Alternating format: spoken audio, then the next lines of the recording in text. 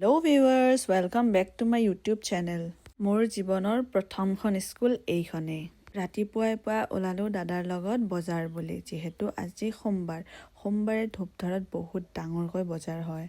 আহি আমি পাই গ'লোঁ চাৰিআলি। ইয়াৰ পৰা যাম আমি টাইলছ দোকানলৈ, যিহেতু ঘৰৰ কাম চলি আছে, অলপ টাইলছ কম পৰিছে, সেইটো কাৰণে আমি টাইলছ ল'ব আহিছোঁ। তাৰপিছতে আৰু আপোনালোকক আগতে যে দেখাইছিলোঁ জিয়া এণ্টাৰপ্ৰাইজ, তাৰ পৰা আৰু অলপ টাইলছ ল'লোঁ। এই বহি থকা খুৰাজনলৈ দেখিছেনে? তেওঁ মোক কৈছে তোমাৰ হেনো ভিডিঅ' বহুত ভাল লাগে। তাৰপিছতে আমি তাৰ পৰা আহি পালোঁ এয়া চাৰিআলি। ভোকটো বহুত লাগি আছিলে, যিহেতু আমি দুজনে একো খোৱা নাছিলোঁ ঘৰৰ পৰা আহোঁতে। ভিউটো দেখিছেনে? ইমান ধুনীয়া। সন্মুখতে আছে ধূপধাৰা জামে মছজিদ আৰু ওচৰতে আছে ধূপধাৰা পুলিচ ষ্টেচন। আহি গ'লোঁ আমি দস্তি ৰেষ্টুৰেণ্ট আৰু ইয়াৰ ভিউটো চাওকচোন, ইমান ধুনীয়া। ইয়াতে খোৱা বস্তুবোৰ বহুত টেষ্টি বনায়। দাদা আৰু মই ইয়াতে আহি অৰ্ডাৰ দিলোঁ ৰুটি, যিহেতু মৰ্ণিং বেলেগ একো খাব মন যোৱা নাছিলে। ইয়াৰে ফেমাছ আছিলে এই ৰেড চাটনিটো। তাৰ পৰা আহি আমি চিধাই গ'লোঁ বজাৰৰ ভিতৰত। এয়া দেখিছেনে ইমানবোৰ ফুল ওলাইছে আৰু বহুত দোকান আছে, যিহেতু মই ইমান কভাৰ কৰিব পৰা নাই, হাতত বস্তুও আছিলে সেইকাৰণে। তাৰপিছত ইয়াতে মই কাঁহী ল'লোঁ, ট্ৰে এখন আৰু কাপছ লৈছোঁ। তাৰপিছত আহি গ'লোঁ মই এয়া চব্জি বজাৰৰ ফালে, যিহেতু দাদাই মোক তাতে ৰখি আছিলে। দেখিছেনে ইমান যে দোকান আছে ইয়াতে, কি ক'ম আৰু আপোনালোকক।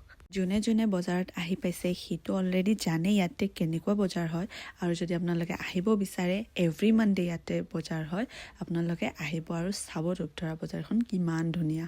ইয়াতে চব্জি বজাৰ, ফাৰ্নিচাৰ বজাৰ, কাপোৰ দোকান আৰু গৰু বজাৰ, ছাগলী, হাঁহ কুকুৰা যিমান লাগে আপোনালোকে চব পাই যাব।